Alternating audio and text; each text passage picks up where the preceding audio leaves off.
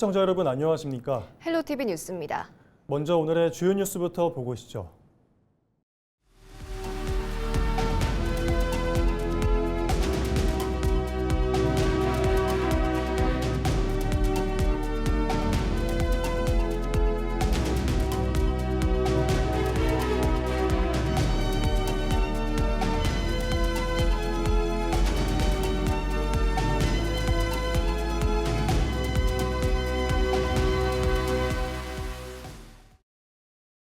민선국이 이기영 김포시장이 헬로 이슈토크에 출연해 지역 주요 현안과 새롭게 설정한 시정 운영 방향에 대해 이야기했습니다. 이 시장은 취임 후 첫 확대 간부 회의를 시민들에게 생중계하며 파격적인 행보를 보였는데요.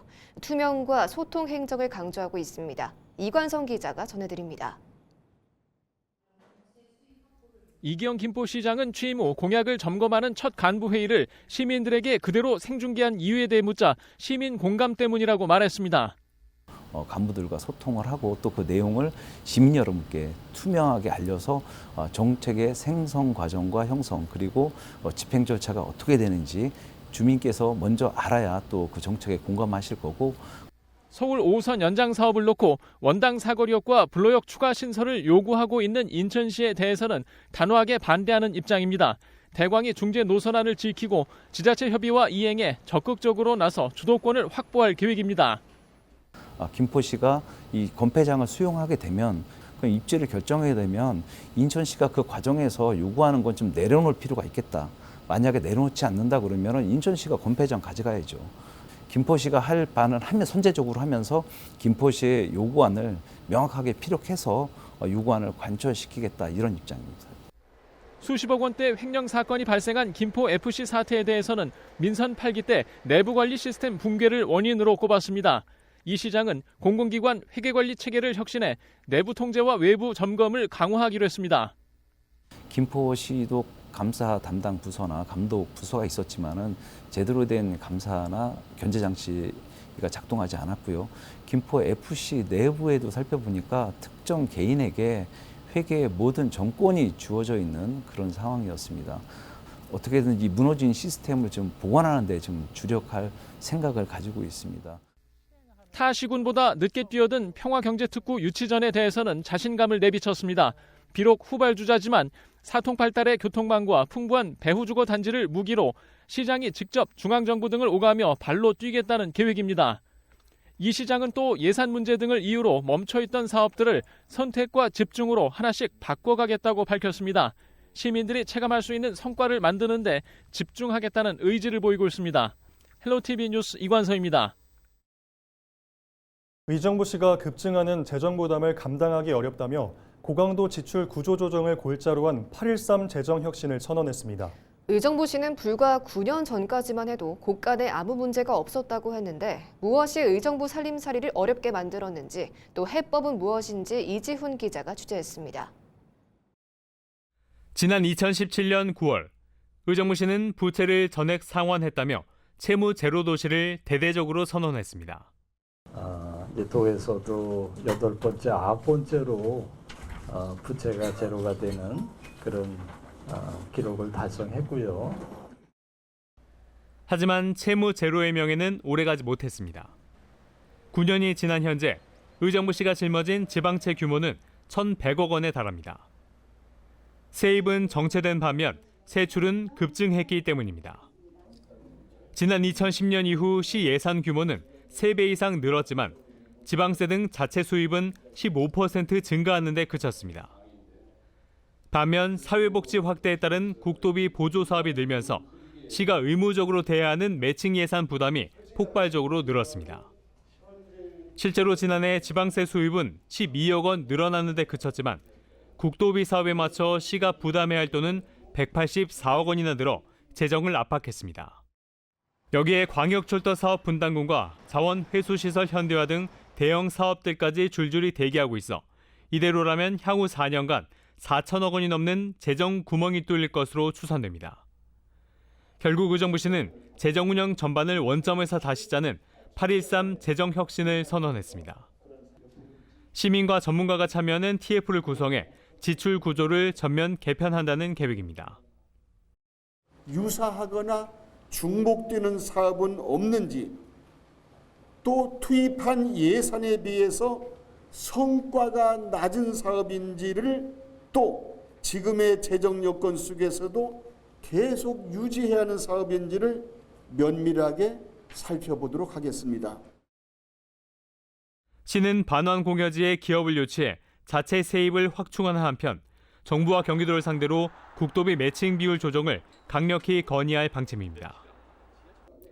채무제로 선언 9년 만에 재정 경고등이 켜진 의정부 시.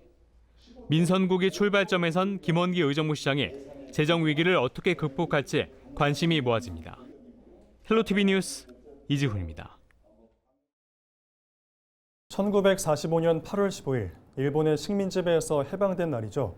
어느덧 시간은 81년이 흘렀습니다.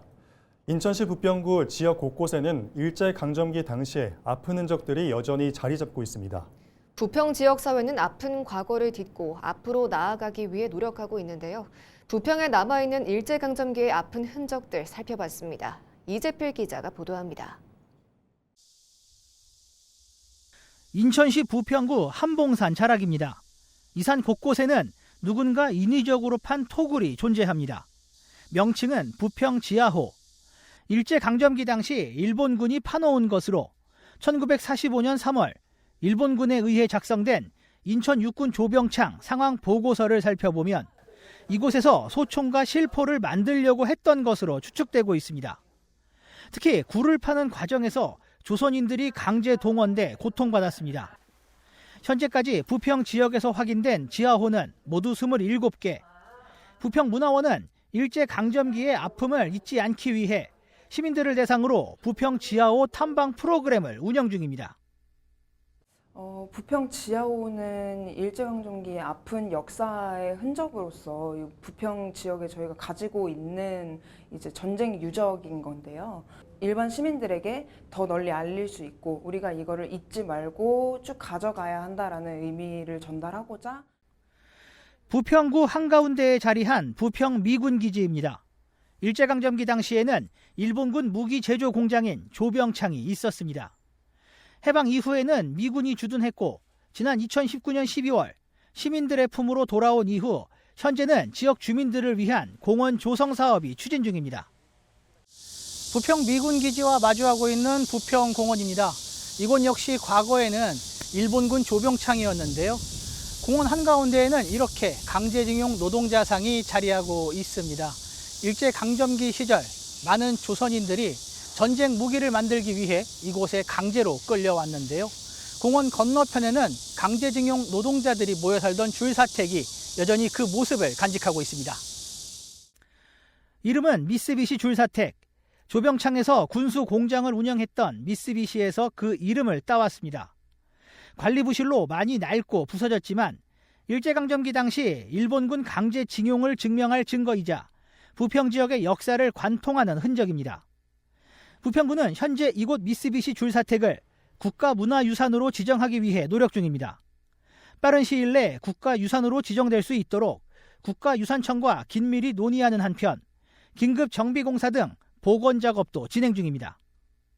줄사택은 단순히 낡은 집이 아니라 우리 근현대사의 아픔과 부평 주민들의 생활상을 고이 간직하고 있는 의미 있는 장소입니다. 28년도부터 29년도까지 복원공사를 마무리하고 2030년도에 개관을 목표로 추진 중에 있습니다. 인천 지역 근대 유산을 연구해온 이영경 인천대 지역인문정보융합연구소 교수는 미쓰비시 줄사택에 대해 일제강점기와 해방 그리고 빠른 산업화까지 부평구의 과거와 현재를 압축적으로 보여주는 삶의 공간이라고 강조했습니다. 이어 복원된 미쓰비시 줄사택이 일제강점기의 아픔을 딛고 발전한 부평구의 모습을 상징적으로 담아내길 희망했습니다.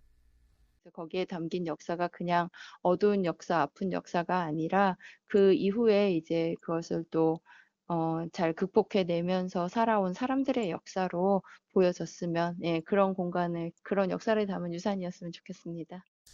일제강점기의 아픈 흔적을 간직한 부평구. 지역은 그 아픔을 딛고 앞으로 나아가고 있습니다. 헬로티비 뉴스 이재필입니다.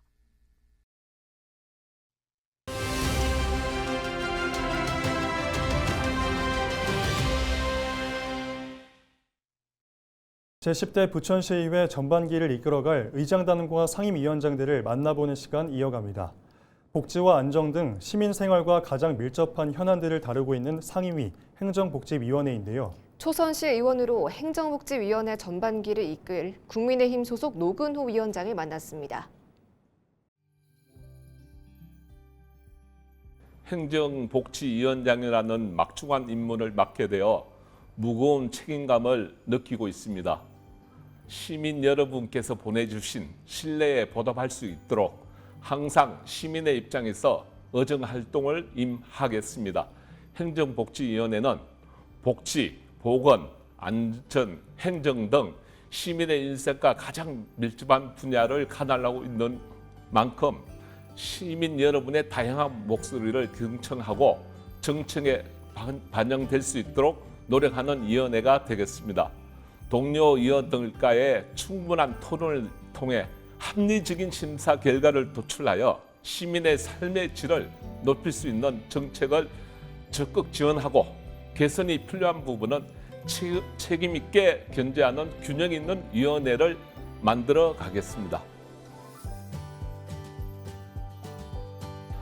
행정복지위원회는 시민생활과 직결되는 분야를 담당하는 만큼 복지 서비스의 체감도를 높이는 정책과 저출생, 고령화에 대응하는 복지체계, 아이 키우기 좋은 교육환경 조성 등을 중점적으로 살펴볼 계획입니다. 또한 시민의 안전과 건강을 위한 재난 대응 체계, 보건 의료 정책, 공공행정의 효율성과 투명성도 꼼꼼히 점검하겠습니다. 무엇보다 정책이 계획에 그치지 않고 시민들이 실제로 변화를 체감할 수 있도록 예산 집행과 사업 추진 과정까지 세심하게 살펴보겠습니다. 위원회 위원들의 다양한 의견은 합리적인 대안을 도출하기 위한 민주주의의 과정이라고 생각합니다. 중요한 것은 어느 한쪽의 의견을 관철하는 것이 아니라 협의와 논의를 거쳐 시민에게 가장 도움이 되는 방향을 함께 찾는 것입니다. 위원장으로서 충분한 소통과 열린 토론의 기회를 마련하고 서로의 의견을 존중하는 문화를 만들겠습니다. 정당의 입장을 넘어 시민의 이익을 최우선으로 반영하는 공정한 위원회를 운영하겠습니다. 제10대 은평구의회 전반기 의장단과 상임위원장을 만나보고 있습니다. 은평구의 한 해 예산은 1조 원이 넘고 이 중 60% 이상이 복지 분야에 쓰이고 있습니다. 그만큼 주민 삶과 가장 밀접한 상임위원회가 바로 행정복지위원회인데요. 이경구 은평구의회 행정복지위원장을 만나 위원회 운영 방향과 주요 계획을 들어보겠습니다.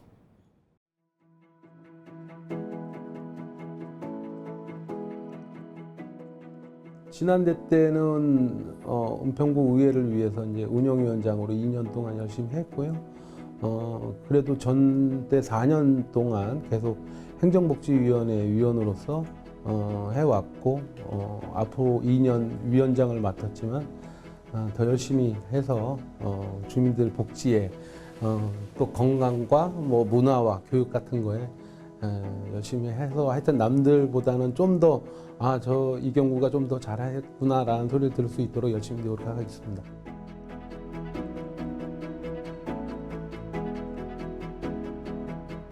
이제 초고령 사회를 이제 들어서잖아요. 예, 그러면 이제 그분들을 위한 복지를 좀 더 강화해야 될 거고 돌봄 서비스도 또 좀 개선을 좀 해야 되지 않나 싶고, 그리고 이제 디지털 취약계층들 이런 분들에 대한 지원이라든가 공공보건이라든가 안정, 문화, 교육 이런 것들의 경쟁력들을 좀 강화하는 데 중점을 두고 일을 해나가겠습니다. 아울러서 어려운 재정 여건에도 예산이 꼭 필요한 곳에 쓸 수 있도록 꼼꼼히 점검해 나가겠습니다.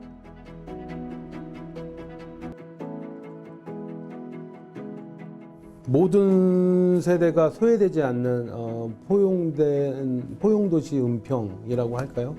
예, 이 그거 포용된 은평을 만드는데 집중을 해 나가겠습니다. 특히 디지털 취약계층 분들의 그 행정 서비스의 접근성을 좀 더 높이고요. 아동, 청소년, 청년, 어르신 이분들의 지원은 물론이고 문화와 교육 이런 그분들이 이제 누릴 수 있는 기회도 확대해 나가겠습니다.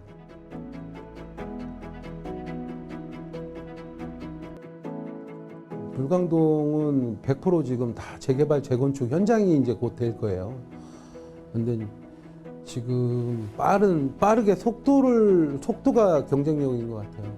빨리, 더 빨리 해서 재건축을 할 거면 더 빨리 해서 이주도 빨리 끝내고 새로 들어오는 게 낫고 재건축도 마찬가지고 재개발도 마찬가지고 좀 속도를 좀 더 내는 게 제 목표입니다.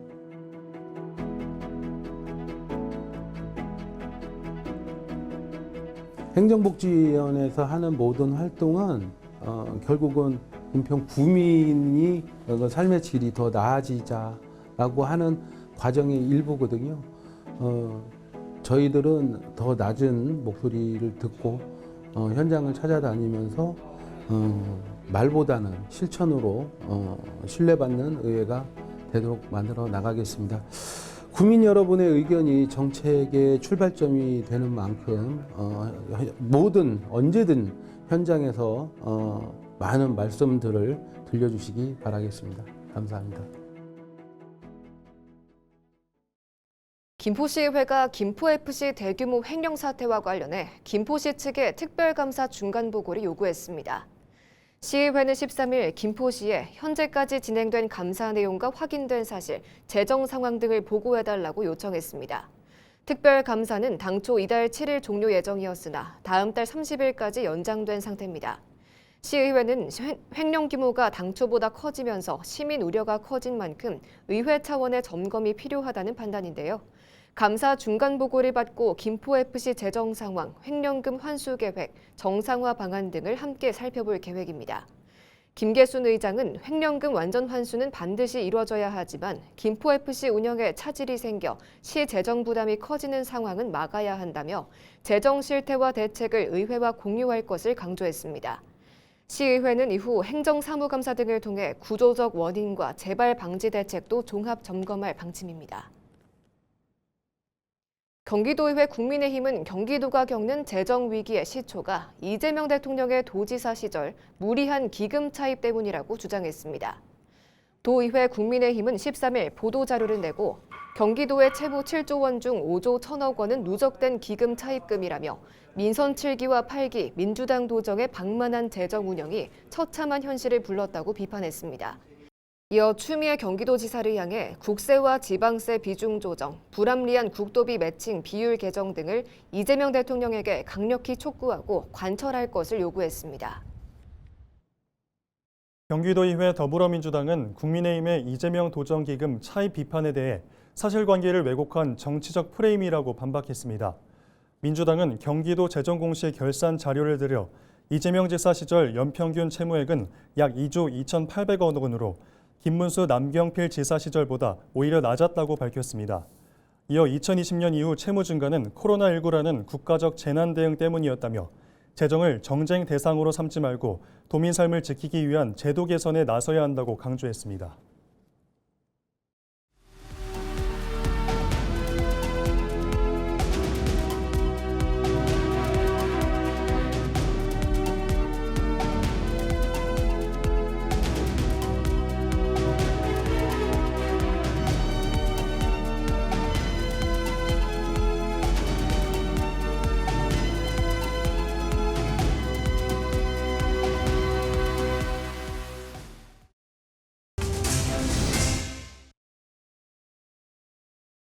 이상으로 뉴스를 마칩니다. 시청해주신 여러분 고맙습니다.